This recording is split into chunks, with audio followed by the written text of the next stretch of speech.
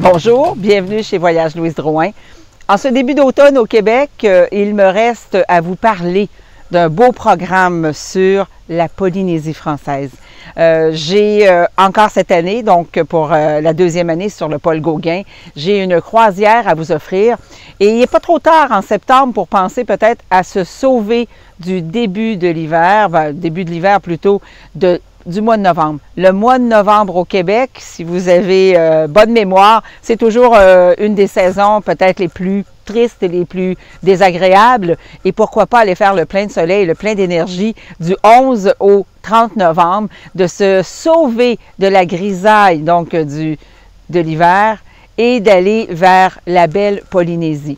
Donc ce programme, c'est un 20 jours, 18 nuits que nous avons expérimenté l'année dernière. Donc, je l'ai accompagné l'année dernière. Cette année, ce programme sera accompagné par Diane Caron-Verville, donc une de nos accompagnatrices émérites. Et Diane partira avec vous sur ce beau coin du monde qu'elle connaît, qu'elle a déjà navigué elle aussi, et où elle retourne avec grand plaisir. Moi, je pense que tout le monde veut retourner en Polynésie. J'ai pas connu encore de personne qui ne voulait pas revoir la Polynésie. La Polynésie, c'est les paysages de rêve, l'eau turquoise, les petits motus qui sont absolument magnifiques, le peuple qui est adorable. Il ne faut pas oublier non plus qu'on parle français. Hein? On est chanceux d'être accueillis, d'être servis en français, donc partout en Polynésie française. Le programme, je l'ai monté pour les gens qui ont envie de bien faire les choses. Quand je dis bien faire les choses, pour moi, se rendre en Polynésie, ce n'est jamais un vol direct, donc directement sur Papeete, sur la grande île de Tahiti. On ne pense même pas à faire ça.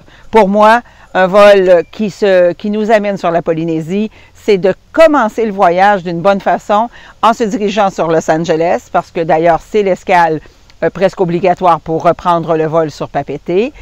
On part de Montréal en fin d'après-midi. C'est ce que j'aime énormément aussi, c'est ne pas courir, on ferme la maison, on prend ça relax.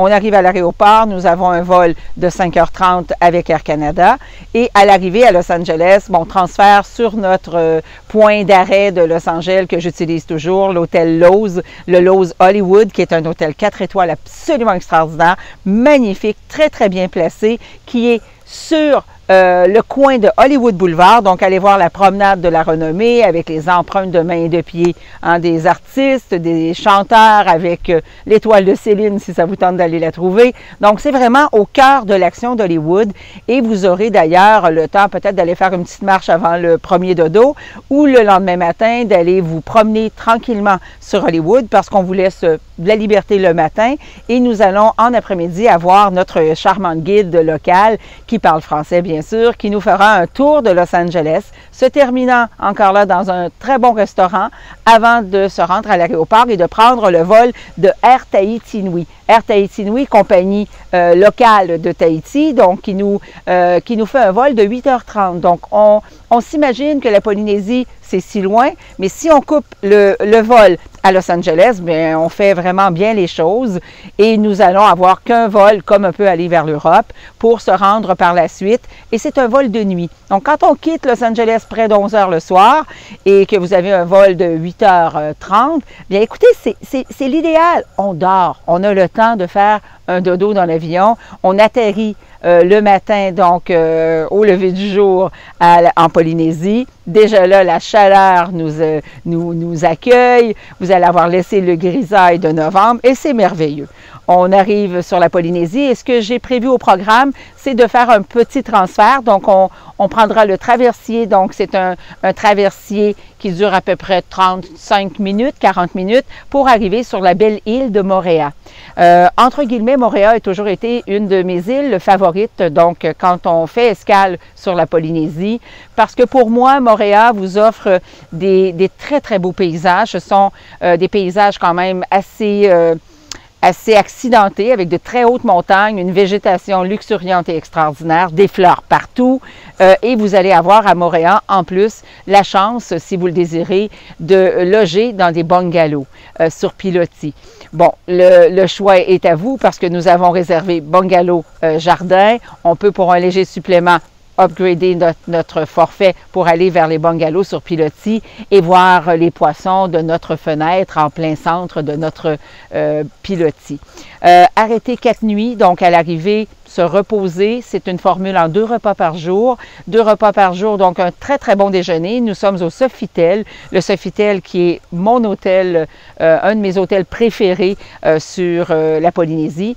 Et vous allez avoir quand même quelque chose de superbe, donc en faisant l'escale sur Moorea. Donc, vous aurez la chance de voir justement les beaux paysages, d'en profiter. On déjeune le matin et le soir, un beau souper, souvent agrémenté d'un spectacle, que ce soit sur la plage ou autre. Un arrêt de 4 nuits, donc au Sofitel, avant d'embarquer sur la croisière du Paul Gauguin. Mais écoutez, c'est tellement magique. Nous passerons, bon, je dis nous parce que, bon, je parle toujours avec nous, mais c'est Diane qui embarquera avec vous. Et vous allez reprendre le traversier après vos 4 jours sur Moorea. On reprend le traversier et cette fois-ci, c'est pour arriver à nouveau sur Papeete, Papeete sur la grande île de Tahiti et embarquer sur le navire de Paul Gauguin. Et là, le navire de Paul Gauguin, pour l'avoir expérimenté l'année dernière, je peux juste vous dire que pour moi, la Polynésie, c'est le Gauguin. Le Gauguin, c'est le bateau polynésien. Dans le sens, le bateau polynésien, c'est un bateau avec tout l'accent polynésien qu'on désire découvrir. Sur le Gauguin, 350 passagers seulement.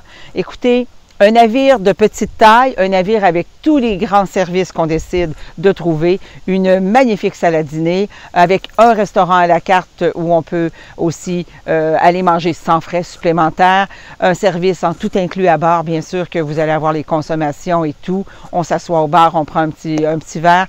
Mais c'est ce qui est surtout, ce qui démarque beaucoup le Gauguin, c'est qu'à bord, vous allez avoir ce qu'on appelle les Gauguines. Les Gauguines, ce sont ces très belles dames, bien sûr, ou ces très beaux hommes polynésiens qui font partie du personnel de l'équipage qui est engagé par le Gauguin pour justement aller sur le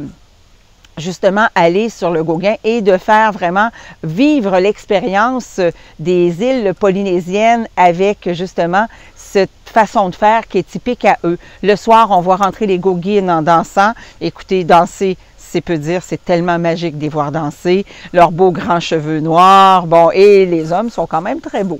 Donc, vous allez avoir toute cette activité par du personnel de Tahiti et en plus, ils parlent français. Donc, vous allez pouvoir jaser avec eux, vous allez pouvoir échanger et c'est de là où vous avez toujours la petite touche polynésienne. Je me souviens à bord d'une soirée où ils ont fait monter à bord plein de dames d'une des îles de la Polynésie.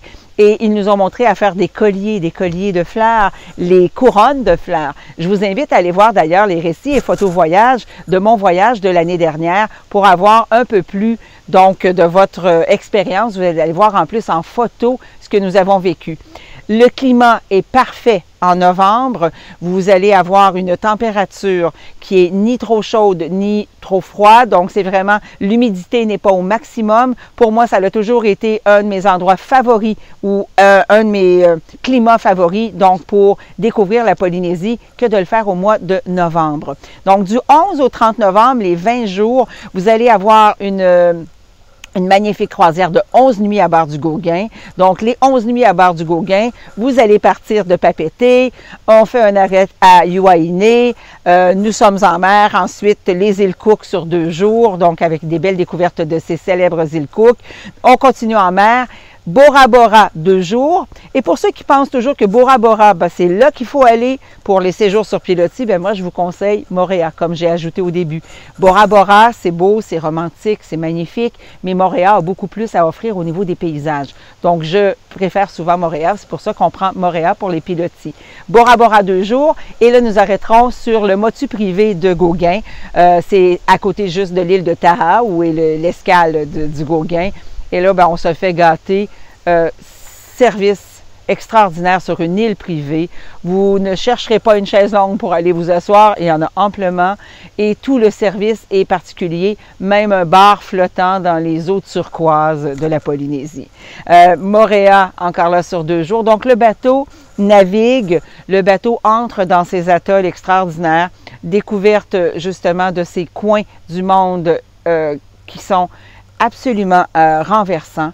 et vous aurez une navigation qui est toujours calme parce qu'on reste quand même dans des eaux tranquilles. Il ne faut pas s'inquiéter. C'est un petit navire, oui, certes, mais vraiment stabilisation, stabilisateur parfait. Nous avons fait une croisière extraordinaire. Mes plus beaux souvenirs, mes déjeuners le matin, lorsqu'on va déjeuner, on s'assoit à l'extérieur et on admire les paysages. Écoutez, c'est absolument magique.